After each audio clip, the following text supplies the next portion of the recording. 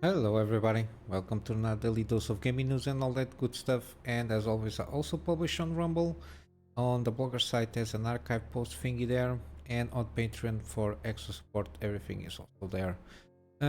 Any kind of updates on anything that I share like last moment, I usually go about on Twitter. And one of the things I usually mostly use for Twitter is the live stream stuff there. Um, I didn't manage to go around doing some live stream, got some work to do, so I got busy during the night time for me. But I did manage to post this VOD 21, and from the last stream, probably I'll be managing to post today. And today we should have also a Mutineer Zero Road to Eden episode, and then Wednesday should be the Jedi Survivor. So this is the last episode of Jedi Fallen Order, but then I have to go about and changing up the gameplay series there. And probably I will start separating the 1080p from the 4K, so it's more noticeable regarding the games they already did.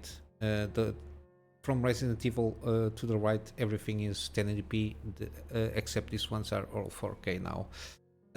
Yeah, in terms of live stream, same as always.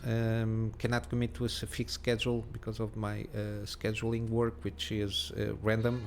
Depends on the amount of work that I have. But yeah, when I have the possibility to do some live stream, I will tweet it out before I do so. And yeah, basically regarding the channel, I think that's it. Let's go for some news. Allegedly, some Battlemage GPUs, specifically the 20 and 24 XE cores with 12 gigabytes of RAM spotted on C Software Sandra. Again, I've completely forgot what. I remember seeing this name, C Software Sandra, but the site, I don't know if it is like a database kind of a thing there, or if it serves any purpose, like for example benchmarking or something like that. I'm not sure, but it supposedly was spotted here. Yeah, we got some regarding the Battlemage. We got Tom Patterson, which it's an Intel fellow. The guy is a pretty good one. Recently he had been on Gamers Nexus, I think, talking a lot about that benchmarking tool that they have, which they had a lot of stuff regarding like CPU and GPU states of busy, and there is a lot of interesting things that they talked about there. But I think I'm not sure if it was in that video, but there were some recent comments that he made, that a third of the I don't know, Intel Arc team, or the Intel graphics team, for like around 30%, is still working on Battlemage, while the remaining is now working on the third generation. Here around that over 30% of Intel GPU team is working on Battlemage software. So supposedly the hardware is solved, so it's a matter of going around the software for the driver stubs and everything, while the rest is already committed to the third gen. So should be Celestial, if not mistaken. Yeah. So far, no like news. Hopefully, it still maintains the release date for this year. Probably, if something, we might get some news when they have more. I don't know, confidence regarding the software framework that they're working on. Maybe when it's they have everything mostly ironed out there in terms of issues that it might appear. Probably will have a more detailed release date or planned release date regarding these ones, because still the Alchemist ones, they are pretty decent at the low end, and in some cases at the mid range, a little bit depending on the price there, but they are very competitive still.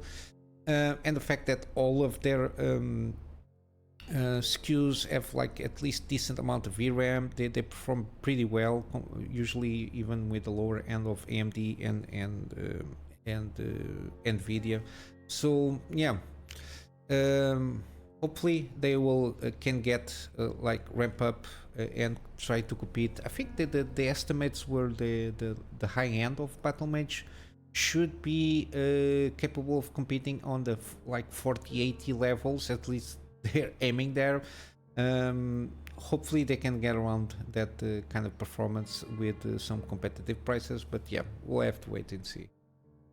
Regarding AMD, we got some price drops. The 7600 non-X version, so it doesn't have like the iGPU there.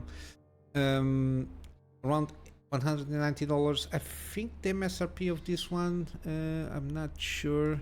Let me see if I can. Yeah, it was around 240, which is a good discount. It's not. It's around 40%, around $40 off. Again, this is a very excellent CPU for entry. It can allow you to game. It's got good, decent performance there. If you want to go for AM5 platform, I think it's a decent one. So for entry level, even mid-range level. Again, if you're pairing up to play 4K, this is more than well good enough, and even for 1080p with some lower end kind of GPU, it performs decently enough. I think in terms of gaming, it almost performs around the 5800 X3D, around those marks. Again, depending on the scenario, of course. But yeah, the fact that the M5 platform is starting to get more affordable there, I think it's a good entry point there, and the fact that of course M5 in a few years is still be going to be supported, so you might upgrade just the CPU there if you have the higher budget for that. But yeah, it's always good to see some promotions there. This is on Newegg or Amazon. I think this is similarly like Amazon thing. I think I didn't know Walmart, the first one to do this. Probably we'll see some more like Amazon and Newegg. Usually they do this kind of promotions. But yeah, supposedly it's Walmart. Again, and then continuing here, we got some issues here.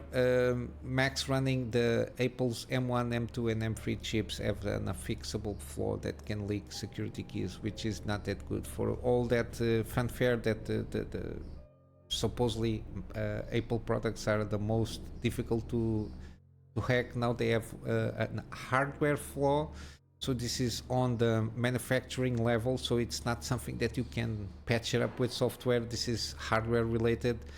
I think the only one that can have like a kind of a patch there, it's the M3 chips. Yeah, and this is a serious threat, mainly because of that. Mainly it's a design flaw on there, and yeah, it's not good. So I don't know what kind of recommendations to give you, because I never used and probably never will, never say never, but I probably will not use Apple products, not because of this, but because of other practices that they usually have.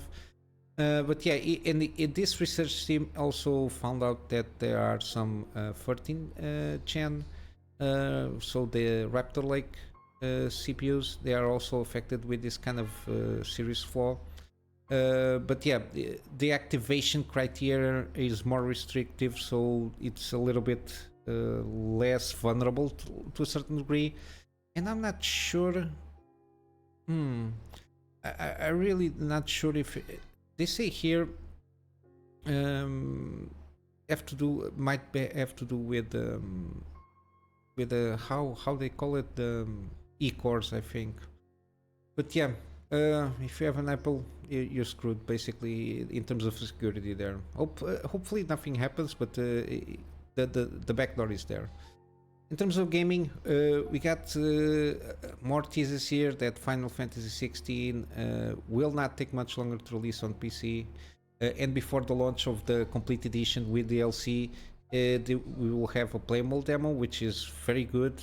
So before you buy, you can at least try it out to see if it is for your liking and if your machine can handle the game itself. if it is a lower end one before you buy, so you don't commit to purchases before you do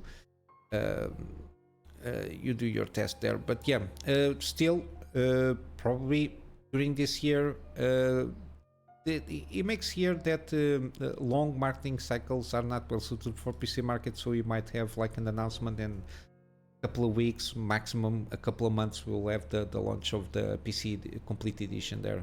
And of course, complete edition meaning all the DLC. I think they are going to launch the DLC. I don't think the Rising Tide. I'm not sure if it is the first or the second one. It's going to launch next month, so I don't know. Maybe after June.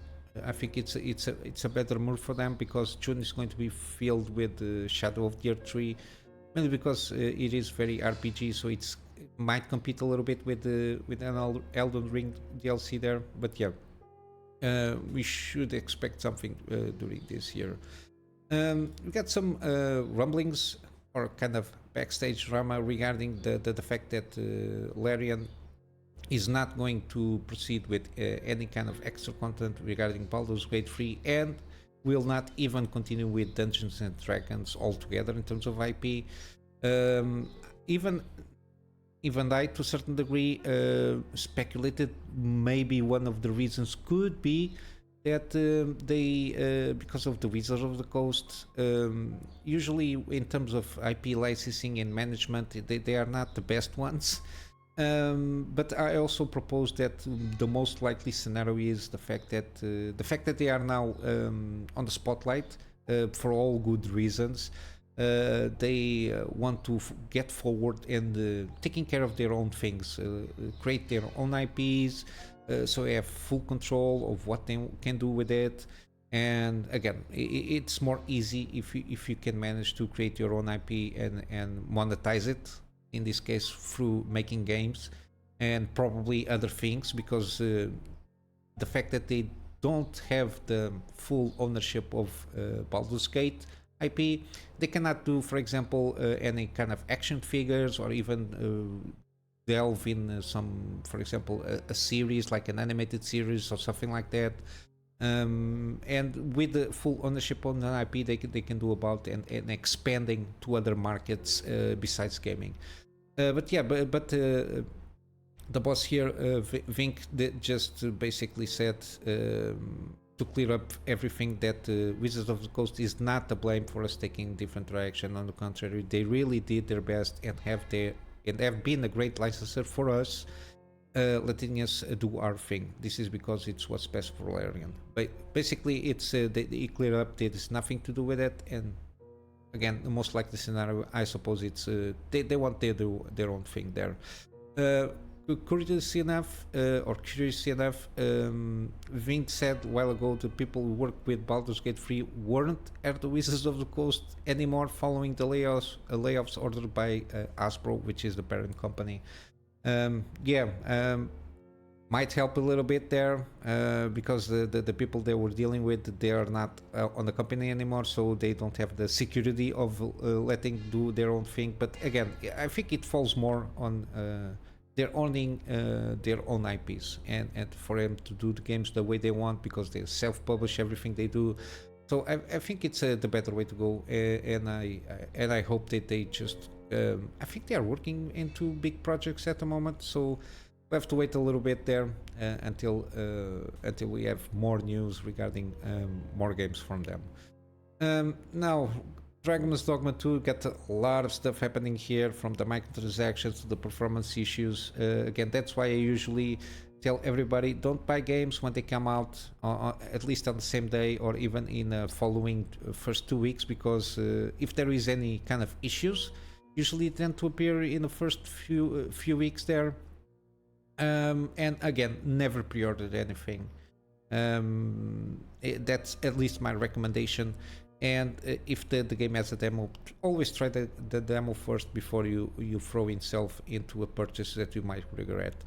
This is not going good for Capcom to a certain extent. Again, the issues for me are more about the fact that the Matrix Resistance is like a low blow there.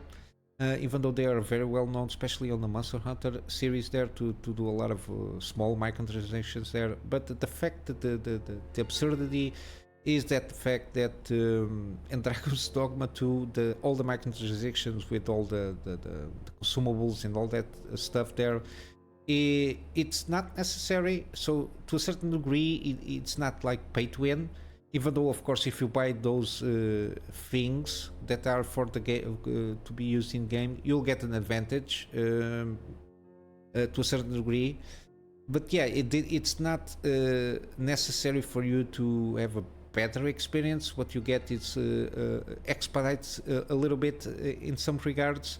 And I think they are starting to listen on the backlash, because this is a huge launch for them. They have high expectation in terms of sales for this game.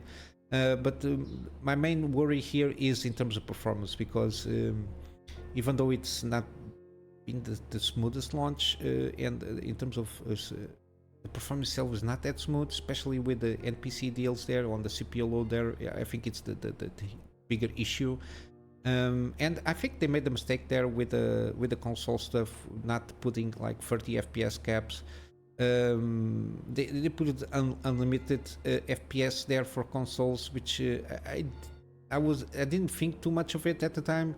But yeah, but the fact that the game just fluctuates between 33 to 30, 33 to 30 in that range there, 35 in some cases on the open areas, yeah, it can be a very distracting experience if you have like a TV that usually it's usually around 30, 60, because then you got that binary thing there, 30, 60 and 120.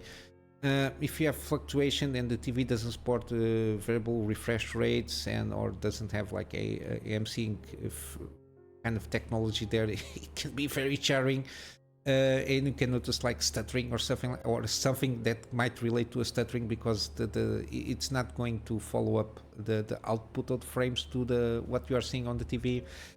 Yeah, they are fixing that, and supposedly they are going to fix some implementation from NVIDIA DLSS also.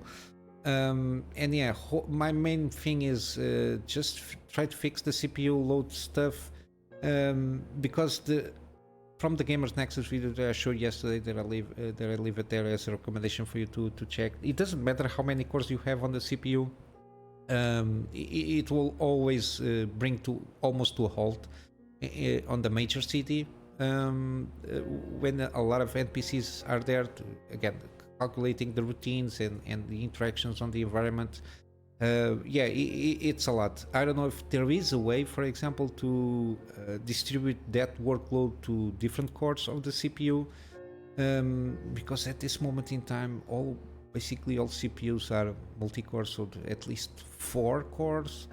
The most recent ones at least have like 6 cores, 12 threads, and I think mine 7700X is around 8 core 16 threads. I'm not sure. I think that's it, or 6.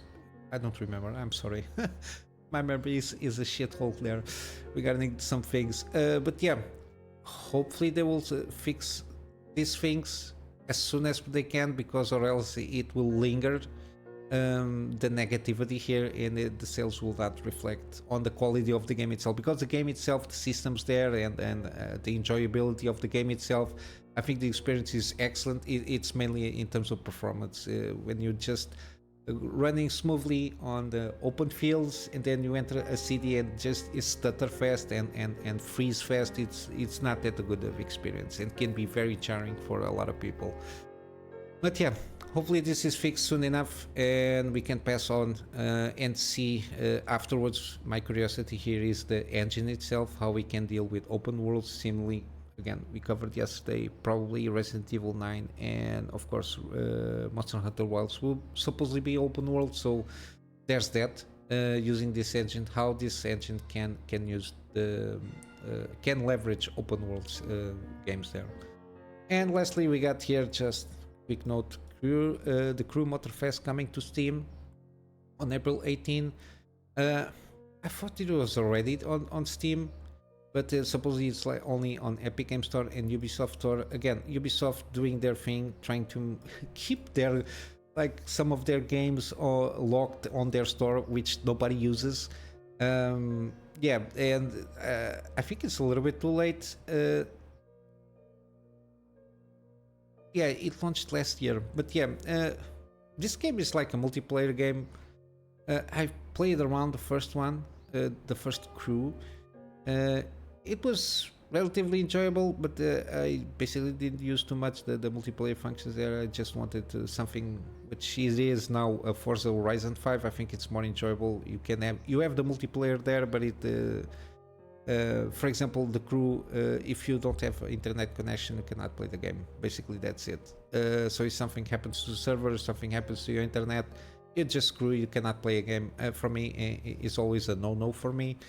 But yeah, I learned from that experience from the crew. That's why usually I prefer single player games. I don't incur of not not be able to play the game if I don't have an internet connection or something happened on the server side there. And the fact that usually these kind of games have they churn up this kind of especially on the franchise, they tend to every couple of years trying to come up with a new game, so they basically deactivate the support for the older game, and then you just spend $60, and then afterwards, because you cannot play the game if there is no server support, usually they don't have a huge lifespan in terms of this kind of games with you need to be online to play with. But yeah, it is what it is. It's interesting enough, and the fact that Ubisoft is basically butchering every franchise that they have on their hands, similar to a certain extent with EA, but for me, the EA is more about launching games that are not well optimized. Think the case of Dead Space remake, and the last that I can remember is the the Jedi games. So Fallen Order would be very well more optimized in my opinion, even though if it is bought at below $5, it's can get a recommendation there. And so far Jedi Survivor could be a little bit better, but yeah, I just started now doing the thing because I just did the first part of the game. But yeah, Ubisoft's not go in a great path, and I think the Assassin's Creed one, the Red or the Jade or the one that is the ninja stuff, it's not going to come out well. At least that's my perception there.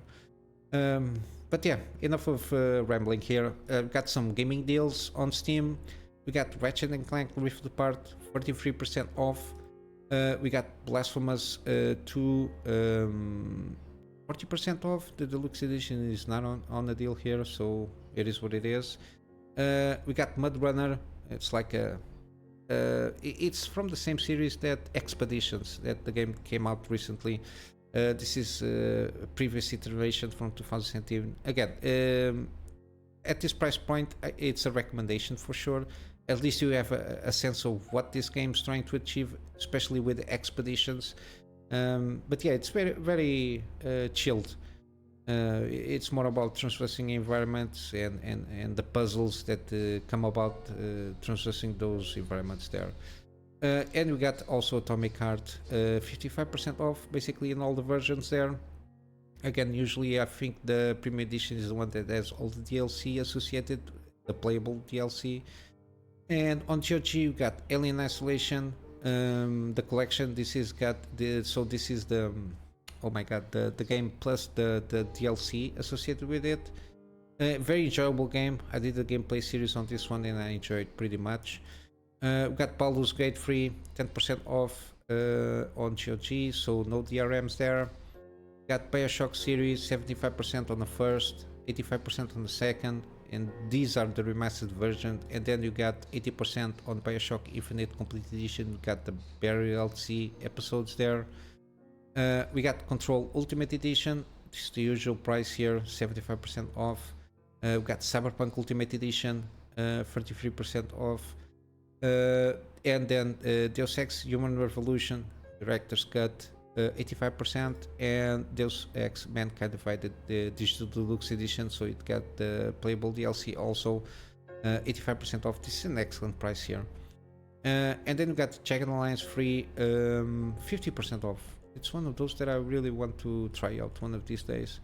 And lastly, we got the Metro franchise bundle, 84% off, so all free games, being the first two, the Redux versions, and Metro Exodus plus the DLC associated with that game, $10 basically. I think this is a pretty good trilogy of games if you like first-person shooters, and Metro Exodus spent a little bit more on open areas, so with a lot of puzzling and crafting and like I think it has some kind of survival mechanics there, but I'm not sure. But yeah, pretty decent trilogy there for at least, especially for this price. And yeah, basically for today this is it. Yeah, I'm just going to plug here my Patreon as a closing for extra support. At this moment in time, the extra support is more focused on storage for me to be able to get backups of stuff that I do for my clients, and some extra space for the videos that I do for this channel. And all that said, guys, I hope you have a wonderful day, and I will see you in the next one. So until then, Kunamy Master out.